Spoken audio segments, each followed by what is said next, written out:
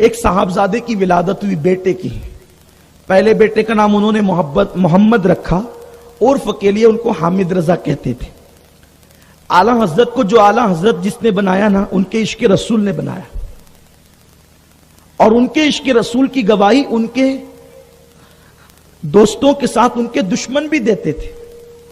غیروں نے بھی کہا وہ بہت بڑے عاشق رسول تھے. وہ سوتے بھی تھے نا تو اس شان سے کہ جسم کو محمد کا نظام دیتے تھے، یعنی اس طرح کے جسم محمد کی شکل میں مڑ جائے. وہ اٹھتے بیٹھتے حضور کا ذکر کرتے تھے، سرکار کی نعتیں پڑھتے تھے، سرکار کی نعتیں لکھتے تھے. بے وضو کبھی حضور کا نام نہیں لیا. لوگوں کے دل میں حضور کی عظمت پیدا کی، سرکار کی بزرگی پیدا کی. تو عرض یہ کرنے چلا تھا کہ اعلیٰ حضرت کے یہاں پہلا بچہ پیدا ہوا، ان کا نام محمد رکھا، اور عرف کے لیے حامد رضا. 18 سال تک پھر کوئی بیٹا پیدا نہیں ہوا.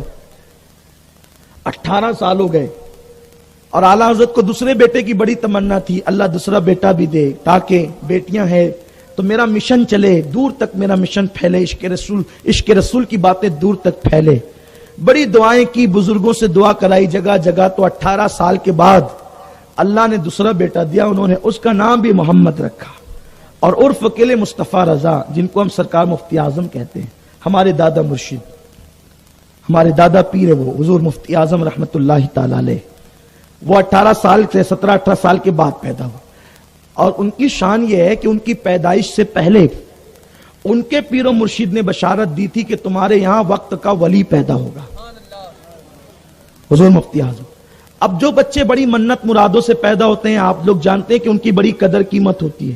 ایسے ہی ہوتا ہے نا، بڑی شان ہوتی ہے ان بچوں کی، بڑے ناز اٹھائے جاتے ہیں ان بچوں کے، جو بچے منتوں سے پیدا ہوتے ہیں.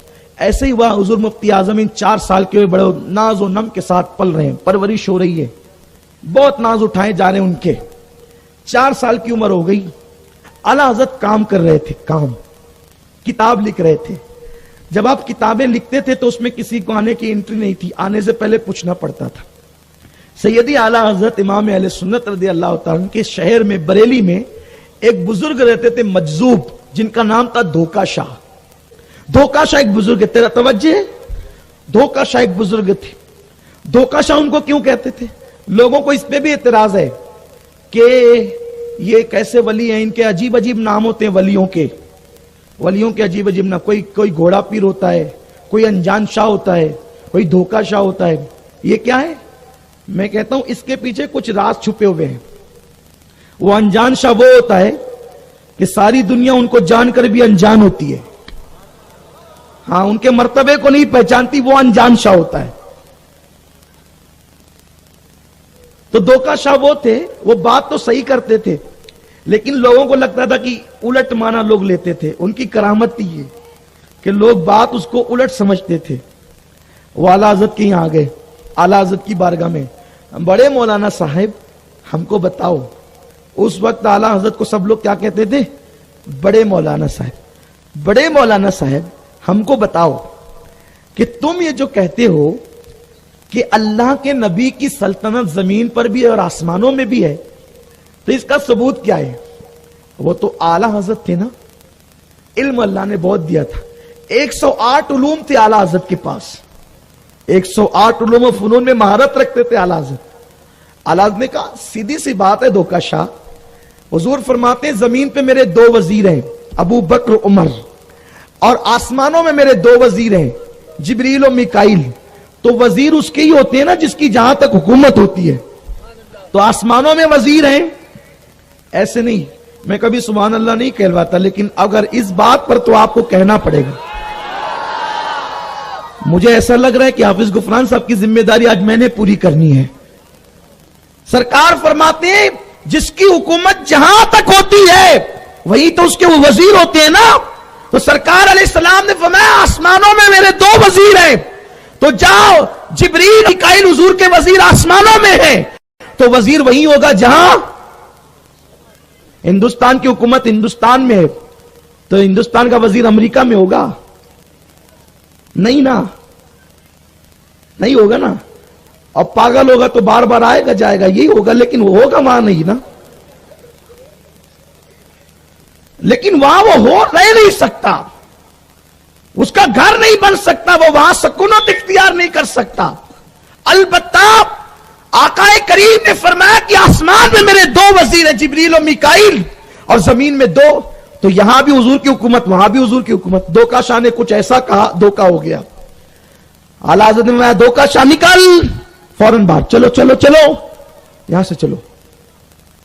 حضور علیہ السلام کے بارے میں کوئی کلام نہیں کرنا, نکلو یہاں سے. یہ انداز کسی نے دیکھ لیا. دھوکا شاہ کو سب اللہ کا ولی سمجھتے تھے, مجذوب بزرگ سمجھتے تھے, اور وہ تھے بھی.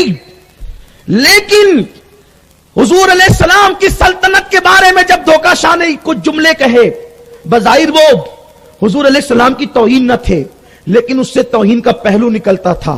عشق باغیرت ہوتا ہے, محبوب کے خلاف اٹھنے والی انگلی کوئی برداشت نہیں کرتا. اعلیٰ حضرت نے نہیں دیکھا مجذوب کہلاتے ہیں, ولی کہلاتے ہیں, چلو یہاں سے نکلو نکلو نکلو, حضور کے خلاف کچھ نہیں سن سکتا, چلو یہاں سے. مجذوب صاحب نے کہا بڑے مولانا مجھے باہر نکال رہے ہو, دیکھو مزہ آئے گا. کہا کرو چلو جاؤ, جو ہوگا دیکھا جائے گا. اور اس کے بعد یہ منظر کسی نے دیکھ لیا.